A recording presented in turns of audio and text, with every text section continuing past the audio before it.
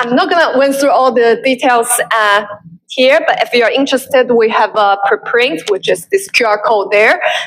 So if you can look at it. So the idea of a general model is that opposite to topic-specific model, a general model can provide reliable predictions on multiple topics with one trained model. And this trained model can be also extended to new topics with or without data from the new topics. However, the general model might trade off some performance for the generalization. So in our case, our model will take two types of input. The first one is similar to before, is the candidate study title and abstract here. And then but on top of that, we also give the model like what systematic review topic we are looking at and what are the selection criteria for each topic.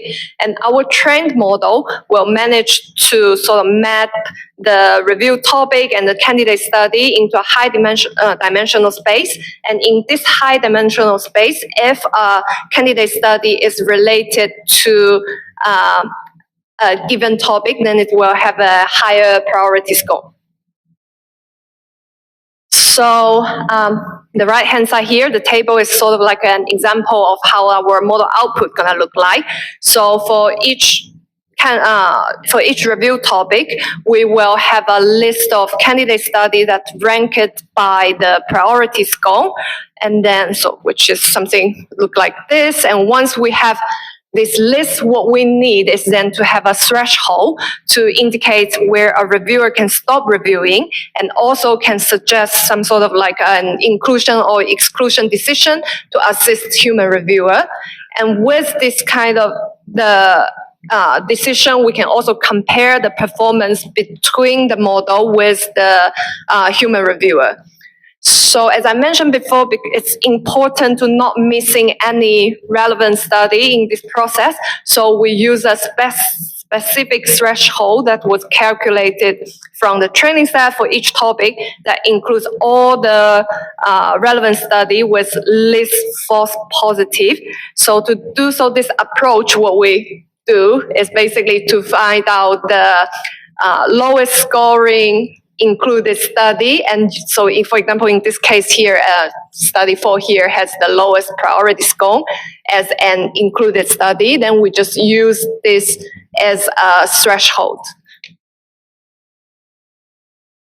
Okay, so this is the result of our model. So so the blue bar here is the recall of the model, and the yellow one is the false positive rate. So our model achieved like more than 90% of the recall among most of the topics. And in the meanwhile, the false positive rate is under 10% for all of the topic.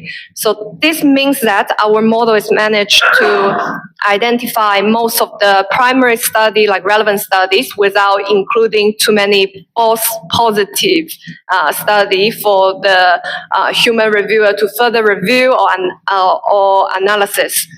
And then this also shows that our model can make a reliable prediction when there is new evidence collected for the existing topics.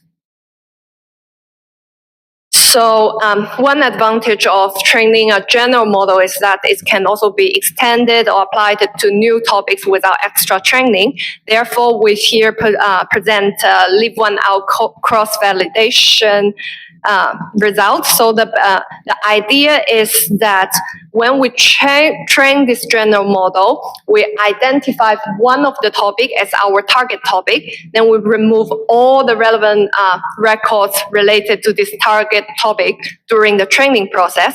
And once the model is trained without, for example here, without the breast cancer data, then we evaluate on the breast cancer screening to see whether the model can pick up like study screening knowledge or patterns learned from all these, existing topic and can transfer this knowledge to a new unseen topic.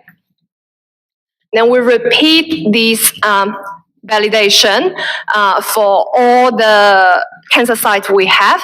And here on the right hand is the side is the result. So the blue bar is the area under precision recall curve, which shows that how well the model can distinguish the inclusion and exclusion study. And the brown bit here is just the baseline. So our model in general achieved like a quite good generalization for the unseen topic, apart from one here.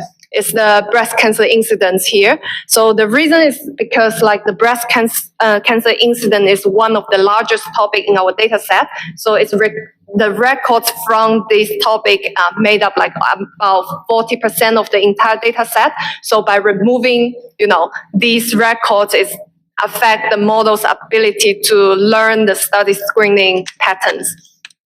So these results basically show that our trained study screening model can also be used when the reviewer want to finding like evidence for new future topic of interest. So some other stuff we are working on at the moment is that we can also add some key information extracting elements to assist the study screening as well. So I'm not sure if I've still got time. I'm not going to go too much detail here. So in summary, basically what we do is we train a general study screening model, which has more than 90% of recall and less than 10% of false positive rate. And then it can also provide reliable prediction on new topics without further training on new data. So that's everything from me, and thank you for listening.